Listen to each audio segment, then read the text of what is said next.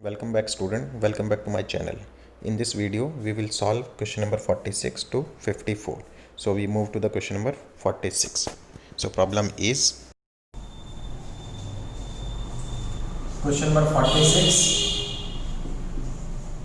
तो 46 को मैं इस तरीके से डिफाइन कर लेता हूँ 3 raise to power m 6 raise to power n m and n are integers. तो ये आपके पास एक कलेक्शन है रैशनल नंबर। रैशनल क्यों लिखा है? आपको लगेगा भी ये तो नेचुरल नंबर है, क्योंकि m और n की वैल्यू नेगेटिव हो सकती है। m और n नेगेटिव हो जाएगा तो नंबर 1 बाई समथिंग फॉर्म में हो जाएगी, तो p बाई q फॉर्म की। अगर नेचुरल नंबर भी होता तो वैसे कोई इशू नहीं है, नेचुरल नंबर को भी आप रैशनल नंबर कह सकते हैं। तो यहाँ पर क्या कहते हैं, you have to show this set is a group under multiplication. और मल्टीप्लीकेशन कौन सा? सिंपल जो रियल नंबर्स मल्टीप्लीकेशन। तो आपको ग्रुप शो करना है। तो कैलकुलेशन अब इसमें देखो 4 स्टेप्स होंगे तो थोड़ा ज़्यादा ही होगी। पहले हम इसमें 2 एलिमेंट लेते हैं, let x, y belonging to g। So इसमें जो एलिमेंट है वो होगा कैसा? x एलिमेंट लिया तो ऐसा दिखेगा 3 की पावर m1 6 की पावर n1। और जो y है वो कैसा होगा 3 raise to power m2 6 raise to power n2, where m1 m2 n1 n2 are integers. Correct.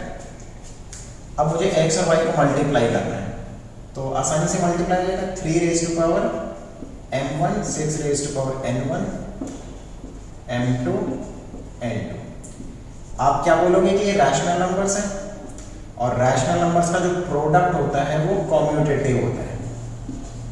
तो आप इसको इस फॉर्म में लिख सकते हो m1 plus m2 n1 plus n2 and clearly it is belong to g। ये g में क्यों बिलोंग कर रहा है? देखो g में कैसा एलिमेंट दिखता है, इस टाइप का दिखता है जिसमें m और n इंटीजर होने चाहिए। तो यहां पर जो m1 प्लस m2 है और जो n1 प्लस n2 है वो इंटीजर्स हैं, no doubt, because sum of two integer is integer. Product of rational numbers is associative,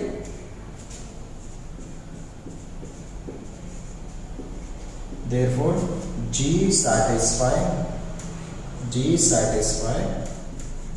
associative law। correct। so g satisfy associative। Third identity. Product के case में तो clearly 3 raised to power 0 6 raised to power 0 that is 1 is identity of g। Fourth inverse निकालते हैं, तो एक element लेंगे, late x is equal to 3 raised to power 6 raised to power n belonging to g, where m comma n belonging to integers। Inverse वाली property में हमें क्या show करना होता है? For every x belong to g, there exists y belong to g such that product is identity। तो y कौन सा एलिमेंट ले हम? देखो इसको ले सकते हैं 3 raised to power minus n 6 raised to power minus n।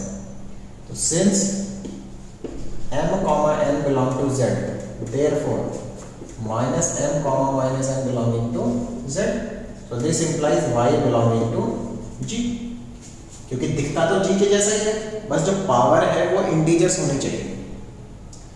And x y का प्रोडक्ट करो तो 3 raise to power n 6n 3 minus n 6 minus n, so it is 3 raise to power n 3 raise to power minus n। तो कितना आ जाएगा 3 raise to power 0 6 raise to power 0 1।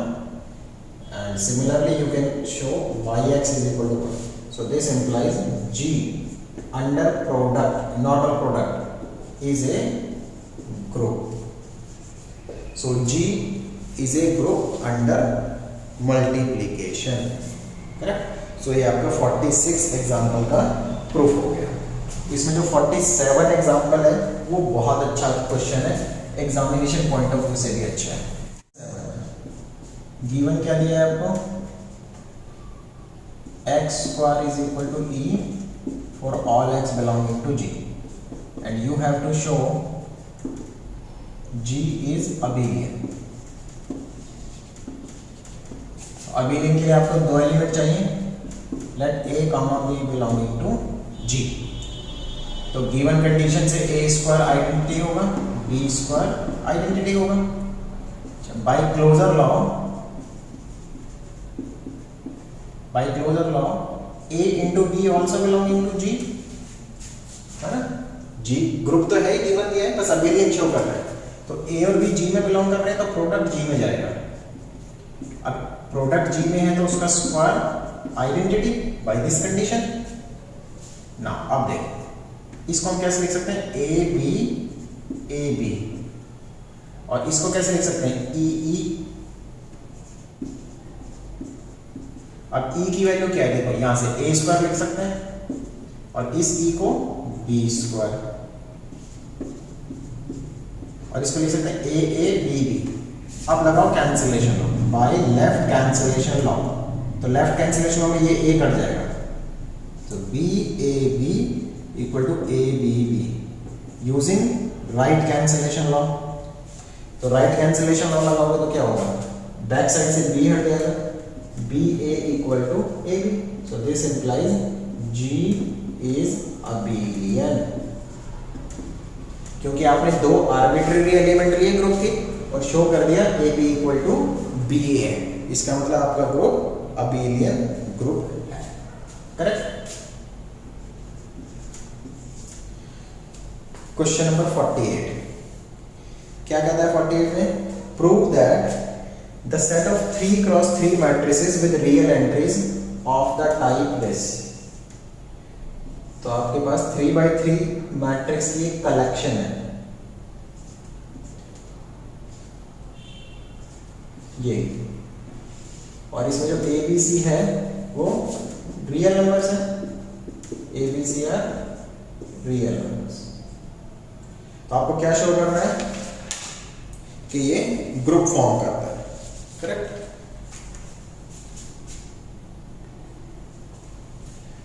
तो आपको इस सेट को शो करना है. अच्छा, इसका नाम हम लेट में लिख देते हैं क्योंकि G नाम हम खुद लिख रहे हैं, तो लेट लिख देते हैं. तो हमें शो करना है ग्रुप फॉर्म करता है अंडर मैट्रिक्स मल्टीप्लिकेशन, और इस ग्रुप का एक नाम भी दिया हुआ है, बुक में लिखा है आपका हाइजेनबर्ग ग्रुप. ओके. तो ग्रुप कैसे शो करें इसका, वही 4 प्रॉपर्टी दिखानी है आपको. Number 1 closure law. तो आपको दो मैट्रिक्स लेनी है जो इस टाइप की दिखती होंगी. तो let A is equal to 1 AB 0 1 C and B is write some another alphabets gamma. कुछ भी नाम लिख सकते हैं, चॉइसेस है. और हम बिलोंग करा लेते हैं G में. अगर G में बिलोंग कर रहे हैं तो जो ABC है वो रियल नंबर होगा, इसमें जो अल्फा बीटा गामा है वो रियल नंबर होगा. अब इसका प्रोडक्ट करके पता चल जाएगा कि क्लोजर लॉ सैटिस्फाई हो रहा है कि नहीं. तो कैसे पता चलेगा क्लोजर सैटिस्फाई हो रहा है, जो आउटपुट आएगा वो बिल्कुल इसके जैसा दिखना चाहिए. 3 0 3 1 और यहाँ पे कुछ भी रियल नंबर चलेगा. Okay. So 1 1 1 0 0 0 A B C 1 alpha beta gamma 0 0 1 0. So let me multiply 1 0 0. आप इसको मल्टीप्लाई करके देख सकते हैं, इसी टाइप का आ रहा है. इसको इससे करेंगे तो alpha plus A, yes correct. इसको इससे इंटू करेंगे तो beta plus A gamma plus B, और इसको इससे कर दिया, इसको इससे कर दिया. नेक्स्ट इसको इससे मल्टीप्लाई करेंगे तो gamma plus C and the rest is 1. तो इस टाइप का एलिमेंट आ रहा है. So clearly it belong to G. ये G में बिलोंग कर रहे हैं ना, और आप चाहे तो रीजन लगा सकते हैं because each entry is real, कि सारे नंबर्स जो है इसमें लिखे हुए रियल नंबर्स हैं, इसलिए बिलोंग कर रहा है.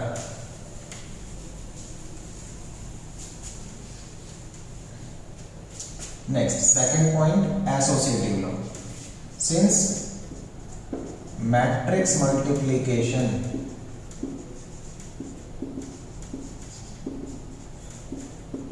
satisfy associative law, therefore G is associative.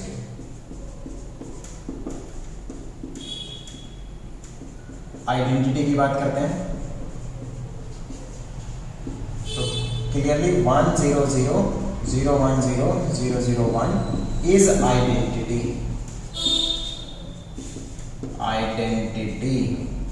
Of G, correct. आप चाहे तो वेरीफाई कर सकते हैं, हमने जैसे GL2R में और SL2R में प्रूफ की थी, तो आइडेंटिटी आपकी वो रही, ग्रुप का एलिमेंट ये A ले लें और मल्टीप्लाई करके दिखा दें, सेम आ रहा है, करेक्ट। अदरवाइज कोई बहुत ज़्यादा जरूरत नहीं है, आप छोड़ सकते हैं, सर कोई दिक्कत नहीं है।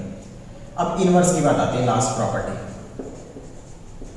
तो इनवर्स के लिए आपको पहले एक आर्बिट्ररी एलिमेंट लेना पड़ेगा सेट में, तो 1AB 0 1 C 0 0 1 belonging to G and ABC belonging to real numbers. अब मुझे एक एलिमेंट ढूंढना है जो इसका इनवर्स बन जाए, सो टेक B, वही ले लेते हैं, बट ये कि इस बार इनवर्स वाली प्रॉपर्टी फुलफिल करके दिखानी है। Take this, so consider A into B is identity,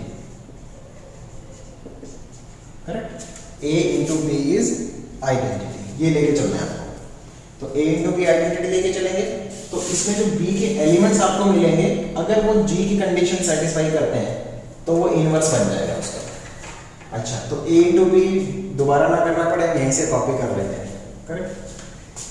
तो A इंटू B की वैल्यू क्या आ रही है, 1 0 0 alpha plus A 1 0 beta plus A gamma plus B gamma plus C 1 is equal to identity 1 0 0, correct. Identity है ना, identity matrix कहाँ गई, ये। अब इसमें अब B के एलिमेंट्स आपको निकालने हैं, क्योंकि आपको B ढूंढना है ना। अगर B G का एलिमेंट बन गया, मतलब अल्फा बीटा गामा रियल हो गए, तो बात बन पाएगी। सो इक्वेट करते हैं, so this is equal to 0 beta A gamma B equal to 0 and gamma plus C equal to 0। तो यहाँ से गामा की वैल्यू मिल गई -C, यहाँ से अल्फा की वैल्यू मिल गई -A, अब बीटा रह गया, so beta is -A gamma -B, gamma की वैल्यू यदि -C, यहाँ -C लिखो, AC -B। So this implies जो B मैट्रिक्स है 1 0 0 और यहाँ पे था अल्फा 1 0 बीटा गामा। अच्छा, अब हम क्या कह सकते हैं कि G में बिलोंग कर रहा है, यस। क्यों? क्योंकि 3 0 है, ये है, और जो ये नंबर है ये रियल है। ये कैसे पता चला, ABC रियल है क्योंकि वो तो G का मेंबर था। तो अगर ABC रियल है तो ये सारे कॉम्बिनेशन जो दिख रहे हैं आपको, नेगेटिव प्रोडक्ट, ये सब रियल होंगे, तो this belonging to G, so that is B is inverse of A। This implies every element of G has an inverse in G, so this implies G is a group, okay। तो ये solution आपका हो गया कि जो G set है आपका वो ग्रुप है। ओके, नेक्स्ट हमारा क्वेश्चन है 49 चैप्टर 2 का। तो 49 question, G is collection 1 2 3 up to n-1 is a group under multiplication modulo n if and only if n is prime। तो इसका ऑलरेडी हम सोल्यूशन कर चुके हैं and it is example 20 of chapter 2। इसी चैप्टर का एग्जाम्पल 20 है ये, जिसमें हमने ये सोल्यूशन किया था। तो आप उस वीडियो को देख लीजिए, मैं डिस्क्रिप्शन में उसका लिंक छोड़ दूंगा। ठीक है, क्वेश्चन नंबर 50 देखिए। 50 में क्या कहता है, in a finite group show that the number of non identity element that satisfy the equation x raised to power 5 is equal to e is a multiple of 4। यहाँ पे 5 लिखा हुआ है बुक में, एक्चुअली थोड़ा टाइपिंग एरर है, it should be 4, is a multiple of 4 if the stipulation that the group is finite is omit, what will you say the number of elements, कि कितने मिलेंगे, मल्टीपल ऑफ 4 मिलेंगे या नहीं मिलेंगे। दो पार्ट है, तो पहला हम शो करते हैं कि उसमें मल्टीपल ऑफ 4 मिलते हैं, correct. So let x belonging to g, x not equal to e and x raised to power 5 is e। हमें नॉन आइडेंटिटी एलिमेंट ढूंढने हैं, तो नॉन आइडेंटिटी एलिमेंट लिया और मान लिया ये प्रॉपर्टी सेटिस्फाई करता है। तो हमें शो करना है इस टाइप की प्रॉपर्टी सेटिस्फाई करने वाले नॉन आइडेंटिटी एलिमेंट कितने हैं, 4, मल्टीपल ऑफ 4 में, मतलब 4 के पेयर में मिलते हैं हमेशा। तो हमें फर्स्ट ऑफ ऑल इसमें क्या शो करना है, तो हम इस तरीके के शो करेंगे इसमें कि whenever we have an element which satisfy this condition, तो इसके रिस्पेक्ट में आपको 3 और मिल जाएंगे। तो हमेशा 4 के जोड़े में मिलेंगे, कि अब 4 के पेयर में मिलेंगे तो वो उस कंडीशन को सेटिस्फाई करेंगे। इसके जैसे हम एक दो क्वेश्चन पहले भी कर चुके हैं, एक एक्स स्क्वायर वाला कर चुके हैं और एक एक्स क्यूब वाला। तो उन सबका सोल्यूशन इसमें एक ही टेक्निक से चलता है। तो हमें क्या क्या शो करना है इसमें, देखो ये 3 चीजें शो करेंगे। Claim number 1, x square, x cube, x4 are non identity. Number 2, ये सब के सब अनइक्वल नंबर है।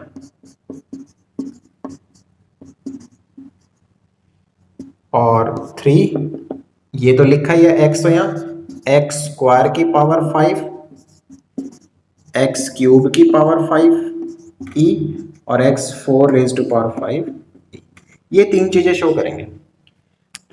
हर क्वेश्चन में इसी तरीके से करते हैं, एक्स स्क्वायर वाले में भी लगभग इसी टाइप का है, एक्स क्यूब वाले में भी इसी टाइप का सोल्यूशन है।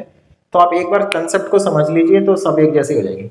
देखिए हम क्या कह रहे हैं, ई छोड़ दो, ई एक अलग ही चीज है, क्योंकि ई में तो ये कंडीशन सेटिस्फाई होती है। तो हमने कह लिया कि नॉन आइडेंटिटी एलिमेंट जब भी हमें कोई एक्स नाम का मिलेगा जो इस कंडीशन को सेटिस्फाई करेगा, तो उस x की हेल्प से x square, x cube, x4 भी मिलेगा जो ये प्रॉपर्टी सेटिस्फाई करेगा, और ये सब नॉन आइडेंटिटी होंगे और चारों अलग अलग होंगे। तो ये चीज क्या कह पा रही है हमें कि जब भी एक मिलेगा 3 और मिलेंगे, मतलब हर बार 4 के पेयर मिलेंगे। तो 4 के पेयर हमेशा मिलेंगे, तो हम क्या कह पाएंगे, मल्टीपल ऑफ 4 मिलेंगे, करेक्ट। तो यही हमें शो करना है। तो पॉइंट नंबर 1 को हम जस्टिफाई करते हैं, हमें शो करना है तीनों नॉन आइडेंटिटी है। Let if x square is equal to e, then contradiction से कर रहे हैं, अगर इसको e मान ले तो क्या होगा, इसको क्यूब करो, क्यूब ऐसा दिखेगा, पावर 6 हो गई। 6 को हम कैसे लिख सकते हैं, x5 की वैल्यू क्या है, e, ये e है, तो x is equal to e। A contradiction,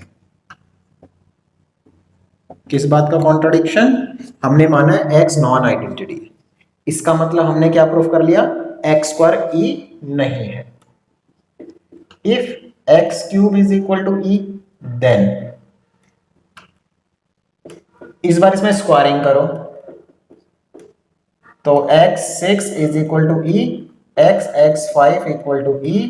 same solution चल रहा है, देखो आप, है ना। तो सेम तरीके से आप कर पा रहे हो। अगेन ए कॉन्ट्राडिक्शन, फिर से आप तीसरी सिचुएशन लो, अगर x4e हो जाए तो क्या होगा, if x4 is e, then अब इसमें आप पावर कितनी लगाओ, 4 लगा दो आप, क्योंकि हमें 5 के हिसाब से कॉम्बिनेशन सेटअप करना है।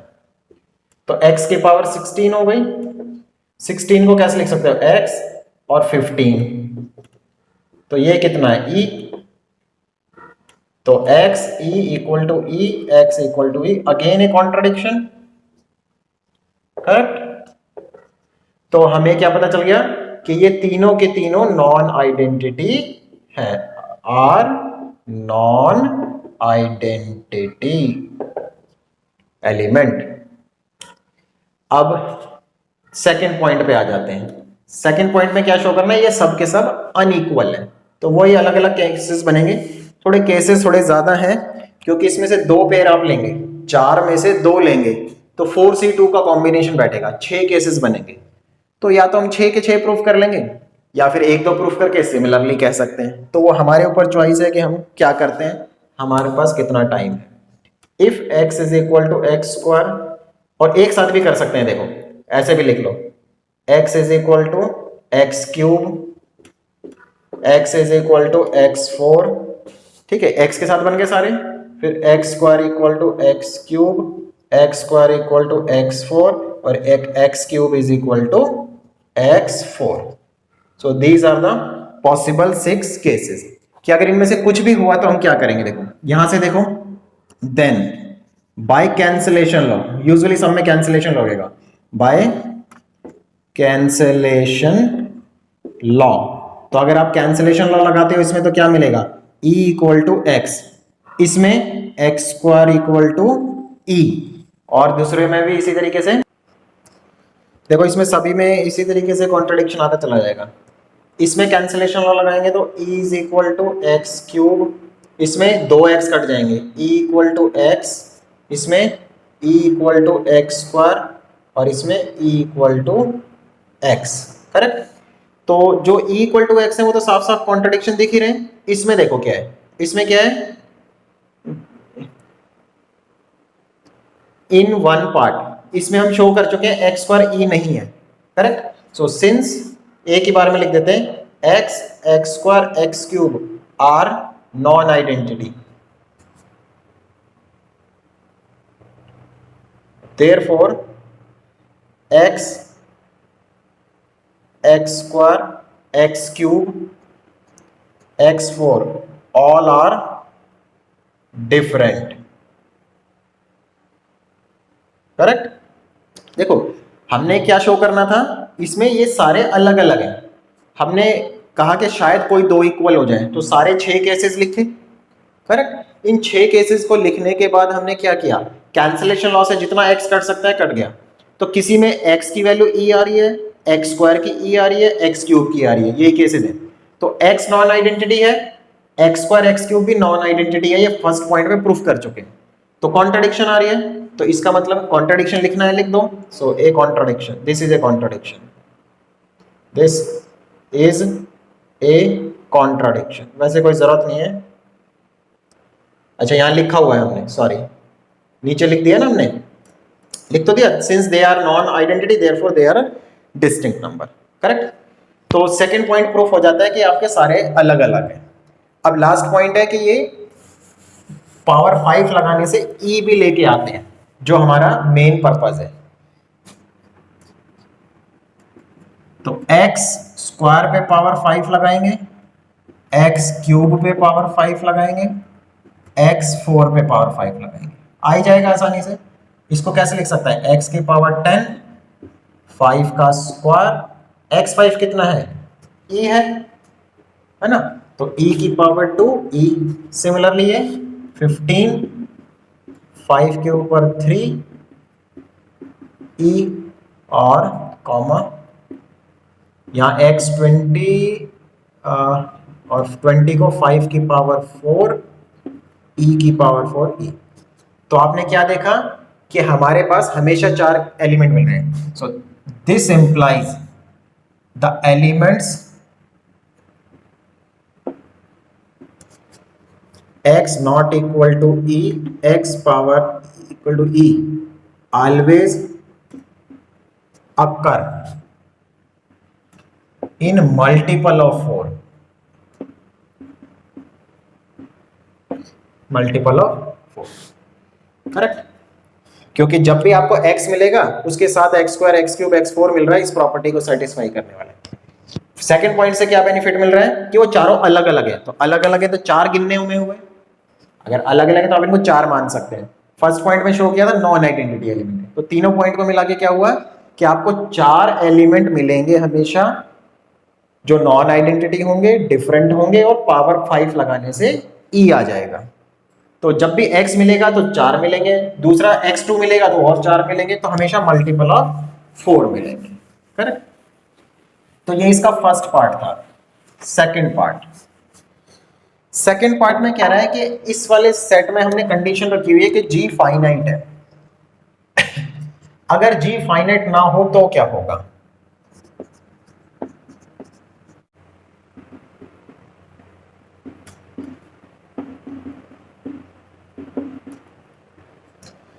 देखिए जो इसका सेकंड पार्ट है वो क्या है?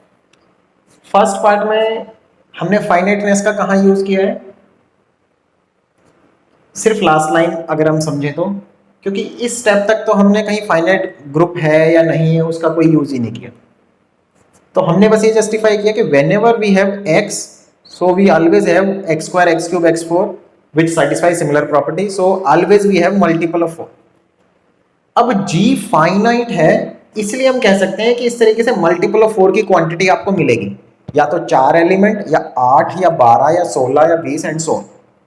लेकिन अगर ये 4 का टेबल इन्फिनिटी तक पहुंच जाए तो उस इन्फिनिटी के नंबर को आप मल्टीपल ऑफ 4 नहीं कह सकते। तो यही एक पॉइंट है यहां पर कि if g is not finite, that is infinite, then the number of element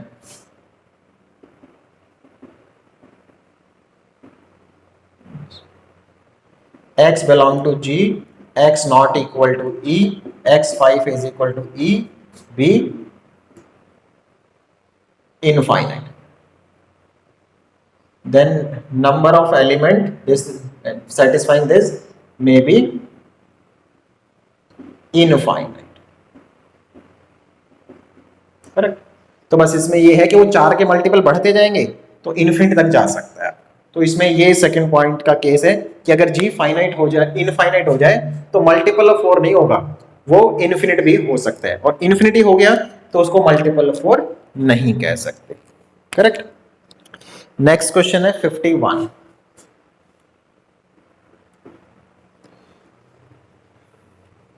क्या कहते हैं? List 6 element of GL2Z2 show that this group is a non-abelian by finding 2 of its non-abelian।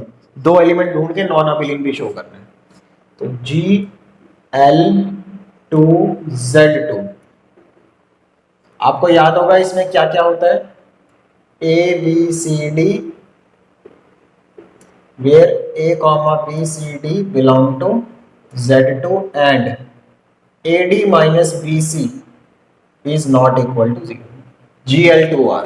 Correct. GL2Z2 है। अगर Z2 को recall करें तो Z2 क्या होता है? उसमें सिर्फ 2 नंबर होते हैं, 0 और 1। अगर मैट्रिक्स और परमुटेशन की कंसेप्ट को मिक्स कर दें तो 2/2 में 4 एलिमेंट होते हैं, और A के पास क्या ऑप्शन है? या तो 0 या 1, 2 ऑप्शन है। इसके पास 2 ऑप्शन है, 2 2, चारों के पास 2 2 ऑप्शन है, तो 2 × 2 × 2 × 2 कितने बनेंगे? 16 एलिमेंट बन सकते हैं, और वो कह रहा है सिर्फ 6 हैं। तो वो कम क्यों हुए? इस कंडीशन की वजह से, क्योंकि हमें सिर्फ वही एलिमेंट चाहिए 16 में से जिनका डिटर्मिनेंट नॉट इक्वल टू 0 आ रहा है। तो पहली बात तो हम चारों को 1 नहीं लिख सकते, क्योंकि चारों को 1 लिखेंगे तो डिटर्मिनेंट कितना आ जाएगा? 0। तो फिलहाल ऐसा लिखेंगे, डिटर्मिनेंट 1 आ रहा है। दूसरा ऑप्शन डिटर्मिनेंट -1 आ रहा है, सॉरी, इसमें भी डिटर्मिनेंट -1 आ रहा है, इसमें डिटर्मिनेंट 1 आ रहा है। तो डिटर्मिनेंट जिसमें 0 नहीं आ रहा वही वाले छांटेंगे हम। तो 6 बनाने की कोशिश करेंगे। हिंट वहां से मिल गया है कि 6 ही बनेंगे, है ना। ये अच्छी बात है कि क्वेश्चन से हिंट मिल रहा है आपको। एक ये हो गया, तो कितने हो गए? 1 2 3 4 5 हो गए, एक रह गया। तो एक बताओ कौन सा है, सोचो। Can you think what is the last one? इसका डिटर्मिनेंट कितना आ रहा है? -1। -1 को Z2 में कन्वर्ट कर लेंगे वो अलग बात है, बट 0 नहीं आ रहा। इसका कितना आ रहा है? -1, इसका 1, इसका 1, इसका 1। कौन सा रह गया? सोच पा रहे हो? मैं लिख दूं या वीडियो को पॉज करके एक बार सोचो? वीडियो को पॉज कर लो और फिर सोचो। चलो मैं लिख दूंगा फिर इतने। इसका डिटरमिनेंट भी कितना आ रहा है? -1, तो ये भी 0 नहीं आ रहा है। तो these are the only 6 element whose determinant is not equal to 0। अब आपको ये ग्रुप है ये नहीं प्रूफ करना, ग्रुप तो गिवन दिया हुआ है, ये मान के चले, है ना। Gl2r या Gl, इसको जनरली हम प्रूफ कर चुके हैं ग्रुप होते हैं। अब यहां पर वो कह रहा है इसमें से कोई दो मैट्रिक्स ढूंढ के आप शो करोगे वो कम्यूटेटिव नहीं है, अबेलियन ग्रुप नहीं है।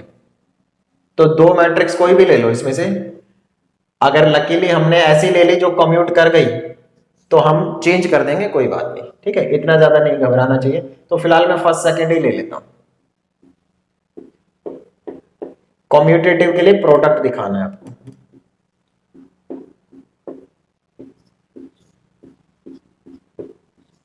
चलो मल्टीप्लाई करते हैं इन दोनों को इन दोनों से, 1, इन दोनों को इन दोनों से, 1 + 1 2 आ रहा है।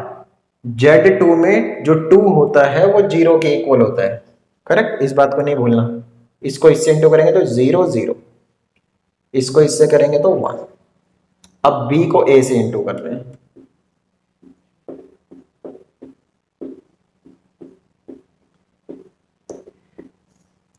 तो इसको करा इससे इंटू 1, इसको इससे इंटू करा तो 0 0, इसको इससे इंटू करा तो 0 1 1, 2 आ रहा है, 2 मतलब 0, इसको इससे इंटू करा तो 1। ओके, सो इक्वल आ गया, करेक्ट। तो हमें मैट्रिक्स चेंज करनी चाहिए, ओके, डोंट वरी। तो हम एक मैट्रिक्स ले लेते हैं, आइडेंटिटी मैट्रिक्स कर लेते हैं। आइडेंटिटी में ऑप्शंस, आइडेंटिटी तो कम्यूट करेगा ही करेगा, नॉन आइडेंटिटी वाला ले लेते हैं, 0 1 1 0। तो मैं चाहूं तो इस वीडियो में ऐसा भी कर सकता हूं कि जानबूझ के वही वाला एग्जांपल आपको सिर्फ समझाऊं कि जिसमें नॉन कम्यूटेटिव आ रहा हो, बट फिर आप खुद कैसे समझेंगे इस बात को कि हमेशा एग्जांपल कैसे रखता है। आपको हमेशा ऐसा लगेगा कि रटा हुआ होना चाहिए, रटा हुआ नहीं होना चाहिए। अब देखिए मुझे भी तो नहीं याद है, लेकिन ये है कि मुझे पता है डिफरेंट कॉम्बिनेशन से हो जाएगा। तो इसको ट्राई करते हैं, इसमें हो गया ठीक है, नहीं तो एक और ट्राई करेंगे, हमारे पास तो बहुत कॉम्बिनेशन है। इंटू करते हैं 1 1 0 1, और इसको इंटू करते हैं इससे 1 0 1। आप देख सकते हैं वैसे डिफरेंट आ गया है, correct. So this is not equal to a b. तो क्या प्रूफ हो गया? Gl2Z2 is non abelian group, correct. तो हमेशा ऐसा नहीं सोचना चाहिए कि एकदम डायरेक्ट एलिमेंट होना चाहिए।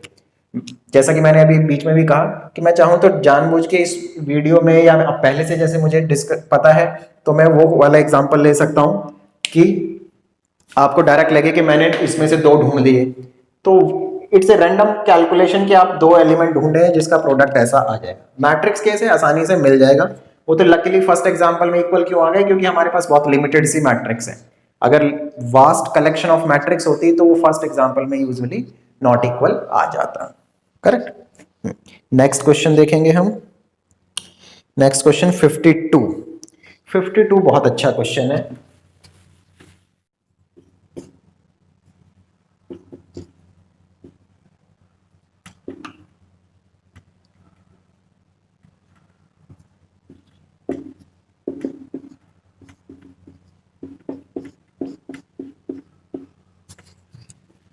क्वेश्चन नंबर 52 बहुत अच्छा क्वेश्चन है देखने में।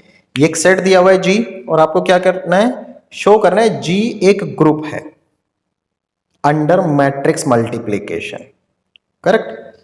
और लास्ट में एक कमेंट भी लिखा है कि अगर आप ध्यान दें तो इसका डिटर्मिनेंट 0 है, फिर भी ये ग्रुप है, मतलब इनवर्स एग्जिस्ट भी करा रहा है 0 होने के बाद भी। तो पहले इसी बात को डिस्कस करता हूं कि व्हाई दिस पॉसिबल, और ये ग्रुप कैसे बना रहा है, इनवर्स कैसे एग्जिस्ट हो रहा है। अगर हम कहते हैं मैट्रिक्स का full collection all collection of matrices. तो उसमें कंसेप्ट मैट्रिक्स की जो इनवर्स आइडेंटिटी की है वो थोड़ी जनरलाइज जैसे आपने डिफाइन कर रखी है वो है, जिसमें आइडेंटिटी आपको पता है 1 0 0 1, इनवर्स कैसे निकालते हैं वो भी पता है। बट यहां पर फुल कलेक्शन ऑफ मैट्रिसेस नहीं लिए, उसका एक पार्ट लिया है। तो इन्हीं एलिमेंट में कैलकुलेशन हमें करके देखनी पड़ेगी कि क्या हो रहा है। तो अभी हम देखेंगे कि इसका जो बाइनरी ऑपरेशन है वो तो सेम है, बट सेट छोटा होने की वजह से आइडेंटिटी एलिमेंट डिफर है और इनवर्स भी डिफरेंट है, इस तरीके से। करेक्ट। तो क्लोजर लॉ से शुरू करेंगे।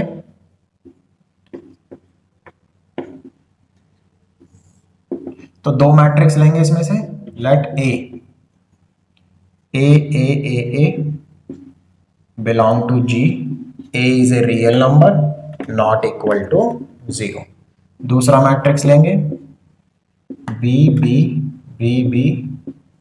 belong to G, B is a real number, B is not equal to 0। Correct. इसमें दो मैट्रिक्स ले ली, कैसे दिखते हैं वो बता दिया।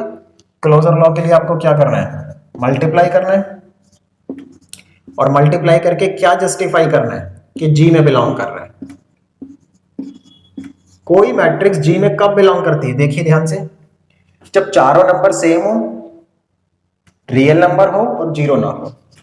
तो इसको मल्टीप्लाई करो, ए बी। सो आपको सबको मल्टीप्लाई करना आता है, आप आसानी से मल्टीप्लाई कर लेंगे।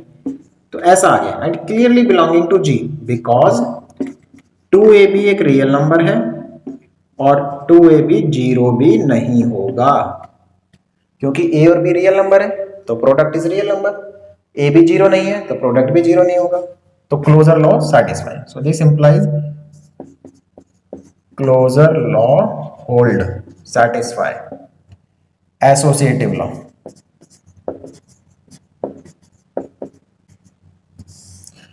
तो matrix multiplication always satisfy associative law. और अगर आप चाहें तो इसमें, क्योंकि हम ऐसा कह सकते हैं भाई हमने तो छोटा सेट लिया है, जब इनवर्स अलग हो गया, आइडेंटिटी हम कह रहे हैं अलग हो जाएगी, तो क्या पता एसोसिएटिविटी या तो फेल हो जाए या अलग तरीका से हो जाए। तो अगर ऐसा हमारे मन में कोई डर है तो हम प्रूफ कर सकते हैं, कोई दिक्कत नहीं। ए थोड़ा बड़ा हो जाएगा सोल्यूशन, बट कोई बात नहीं। सी, एक मैट्रिक्स लेंगे सी। तो सारी condition same, A is a real number not equal to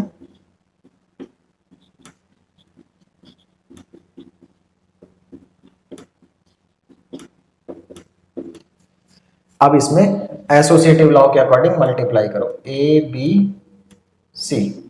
तो ए और बी को मल्टीप्लाई करो, तो करके रखा है, यहीं से कॉपी कर ले, 2ab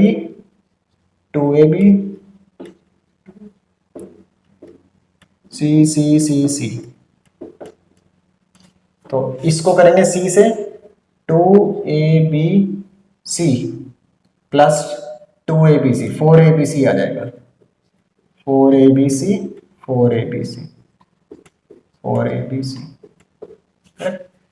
similarly you can please try your self, ये भी सेम आ जाएगा।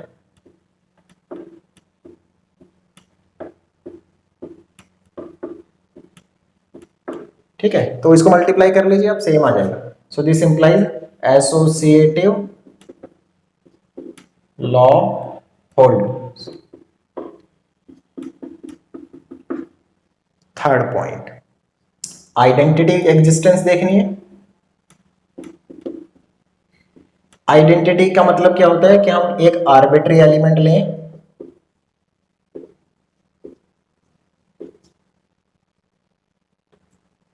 जी में, और उसको जी, और जी में एक ऐसा एलिमेंट मिलना चाहिए जिससे मल्टीप्लाई करके वो ए के इक्वल आ जाए।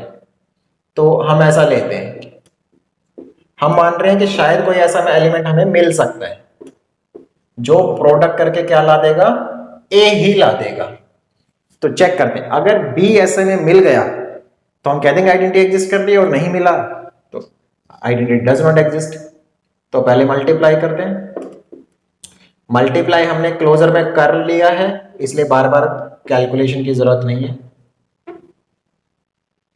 सो From this equation we can easily conclude what is my b, small b, 1/2. अगर b की जगह 1/2 हो जाए तो इक्वल हो जाएंगे, है ना. सो this implies what is my identity, 1/2. अच्छा, इसमें एक और चीज है, we can also verify, actually reverse में भी सेटिस्फाई कराना होता है ना. तो कोई भी लूप होल छोड़े ना कैलकुलेशन सॉल्यूशन में के मार्क्स कटे. So this implies what is my identity, b की जगह हाफ लिख देंगे.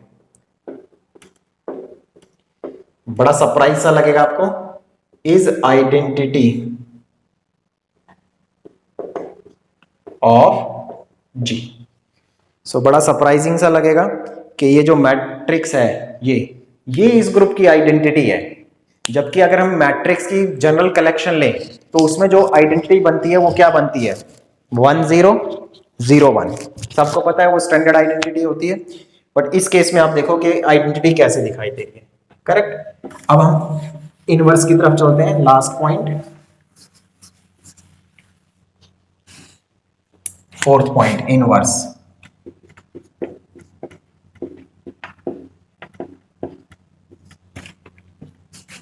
तो इनवर्स क्या होता है, हर एलिमेंट का अपना अपना होता है. तो लेट ए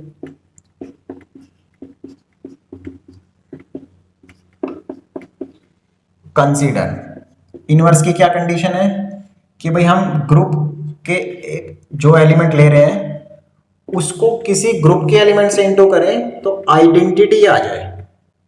तो ग्रुप का एलिमेंट तो बी लेंगे और आइडेंटिटी हमने कैलकुलेट करी है थर्ड पॉइंट में, है ना. हमने किस टाइप की इक्वेशन ले ली, A star B equal to identity. तो A star B equal to identity. अब इस इक्वेशन को सेटिस्फाई करने वाला जो बी मिलेगा वही ए का इनवर्स होगा. यही इनवर्स की डेफिनेशन है. रिवर्स वाला हम सिमिलरली लिख देंगे, b a equal to identity. Okay. तो मल्टीप्लाई करेंगे तो कितना आ रहा है, 2ab. देखा क्लोजर लॉ कितना काम आ रहा है, बार बार मल्टीप्लाई करने से बच रहे हैं हम.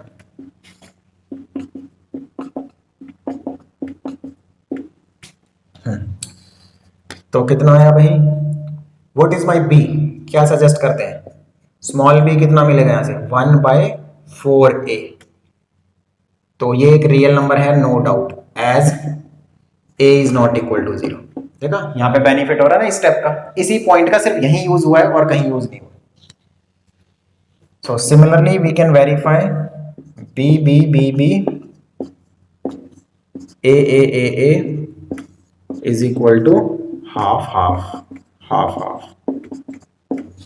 So that is 1/4a.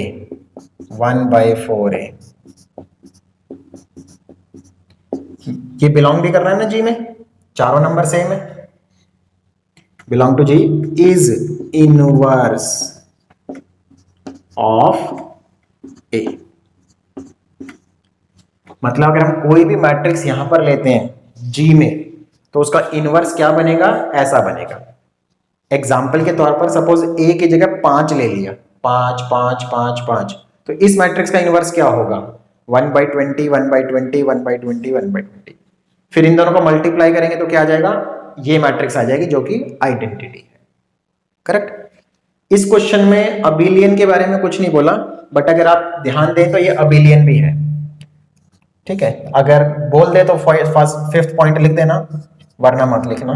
Commutative. तो कॉम्यूटेटिव में आप बी और ए को मल्टीप्लाई कर लो. तो बी और ए तो हमारे क्लोजर लॉ वाले ही ले लेता हूं मैं. क्लोजर लॉ में बी क्या लिया था, बी और इसमें ए. तो क्या आएगा मल्टीप्लाई करके, बी ए प्लस बी ए. और ए भी रियल नंबर है तो आप बी ए लिखो ए बी लिखो, कोई फर्क नहीं पड़ता. So all are same and this is equal to a b, जो कि बार बार निकाल रहे हैं. So this implies G is an abelian group. Correct. तो ये एक अबिलियन ग्रुप है. अगर आपसे अबिलियन नहीं पूछा तो टेंशन नहीं लेना, फिफ्थ पॉइंट छोड़ दो फोर्थ पॉइंट यहाँ के बाद क्या लिख देंगे, G इज ए ग्रुप, बस इतना ही लिखना है। अंडर मैट्रिक्स मल्टीप्लिकेशन अगर लिखना है तो करेक्ट, अदरवाइज जरूरत नहीं है, क्वेश्चन में मेंशन है। तो इसके बाद हमारे पास सिर्फ दो क्वेश्चन बचते हैं, 53 और 54। Question number 53। तो क्वेश्चन नंबर 53 में क्या कहता है आपको, देखिए ये कहता है suppose that in the definition of the group G, the condition that there exists an element E with the property AE equal to EA equal to A for all A belong to G is replaced by AE equal to A for all A. Show that EA equal to A for all A belong to G. अगर मैं अपने words में simple करके इस statement को बताऊं तो ये क्या कह रहा है कि आपके पास एक ग्रुप है जिसमें 4 प्रॉपर्टी होती हैं, लेकिन जो आइडेंटिटी वाली प्रॉपर्टी होती है उसमें से आइडेंटिटी में जैसे दो तरफा होती है, वो A E equal to E A equal to A. तो कहते हैं अगर मैं एक गिवन दे दूं और एक छोड़ दूं तो आप सेकंड वाली को प्रूफ करके दिखाओ। मतलब उसने गिवन क्या दिया है, उसने गिवन दिया हुआ है ए ई इक्वल टू ए, और आपको शो क्या करना है, ई A equal to A, correct. और ग्रुप की जो अदर प्रॉपर्टीज है वो सेटिस्फाई है, ऐसा नहीं है कि और कोई मिसिंग कर दिया है उसने। तो इनवर्स एग्जिस्ट करता है, क्लोजर है, एसोसिएटिव है, वो सब चीजें हैं, तो आपको ये शो करना है, करेक्ट। छोटा सा ये एक लाइन का प्रूफ है, कंसीडर ई ए, और आप इसको सॉल्व करते हुए क्या लेके आना है, ए लेके आना है। तो देखो ई को हम कैसे लिख सकते हैं, ई को हम ऐसे लिख सकते हैं ए इनवर्स लिख सकते हैं, because G is a group and A belonging to G, so this implies A inverse belonging to G।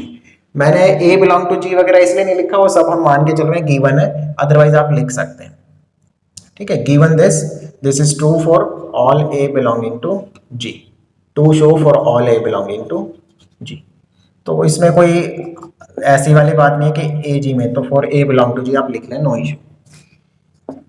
अब इसमें एसोसिएटिव लॉ लगाओ, मैं थोड़ा नीचे लिख देता हूं, रीजन के लिए जगह मिल जाएगी।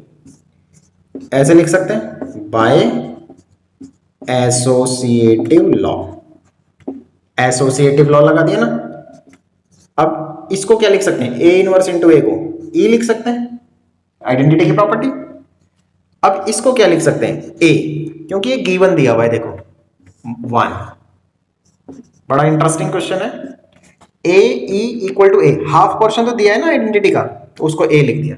तो हमने क्या प्रूफ कर लिया, E A is equal to A for all A belonging to G, correct. तो ये आपका पार्ट। नेक्स्ट 54 क्वेश्चन क्या कहता है, suppose that in the definition of a group G the condition that for each element a in G there exist an element B in G with the property AB equal to BA equal to E is replaced by the condition AB equal to E। मतलब सिर्फ AB equal to E given दिया हुआ है, तो क्या given दिया हुआ है, AB equal to E where A B E belonging to G और E is identity, करेक्ट। तो आपको शो क्या करना है, b A is equal to identity, ये शो करना है। इसमें भी ग्रुप की रेस्ट प्रॉपर्टी सेटिस्फाई है सारी, ऐसा नहीं है कि कोई प्रॉपर्टी मिसिंग है। तो आपको शो करना है बी इंटू ए आइडेंटिटी होता है। तो हम LHS से स्टार्ट करते हैं, बी ए,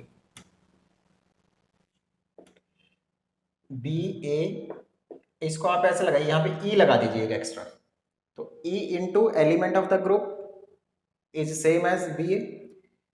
अब इस ई को कैसे लिखोगे आप, ए इनवर्स ए, ऐसे लिखो, करेक्ट। आइडेंटिटी को ऐसे लिख सकते हैं। Now using associative law of group theory, group की डेफिनेशन से ए और बी को साथ में लिख लिया। अब ये देखो, ए इंटू बी की वैल्यू ई गिवन दी है, तो A inverse identity A, bracket आपको कहीं लगाना है लगा लीजिए, अदरवाइज नो नीड। क्योंकि एसोसिएटिविटी का बेनिफिट ये होता है कि ब्रैकेट अगर आप नहीं भी लगाते हैं कोई इशू नहीं। ई ए तो आइडेंटिटी से इंटू करेंगे तो ए, और ए इनवर्स को ए से इंटू करेंगे तो ई। तो हमने क्या प्रूफ कर लिया, B A is equal to E, यही आपको प्रूफ करना था। करेक्ट। तो ये चैप्टर 2 का लास्ट क्वेश्चन था और यहाँ चैप्टर 2 की एक्सरसाइज खत्म हो जाती है। सो भाई ये चैप्टर 2 यहाँ पर ओवर होता है। चैप्टर 2 की एक्सरसाइज यहाँ खत्म, सारे क्वेश्चंस कर दिए हमने इसमें। और चैप्टर 2 में बस कुछ क्वेश्चंस हमने छोड़े हैं जो डिहाइड्रल ग्रुप पे बेस्ड है, तो वो डिहाइड्रल ग्रुप के साथ ही उसको हम सारे को करके चलेंगे। 4-5 क्वेश्चन छोड़े हैं, 54 तक हमने सारा सॉल्व यहाँ पर किया इस वीडियो में। तो वीडियो बनाने में बहुत मेहनत लगती है, तो प्लीज़ रिक्वेस्ट है आपसे कि चैनल को सब्सक्राइब कीजिए और वीडियो को जितना मैक्सिमम शेयर कर सकते हैं शेयर कीजिए। Thank you very much.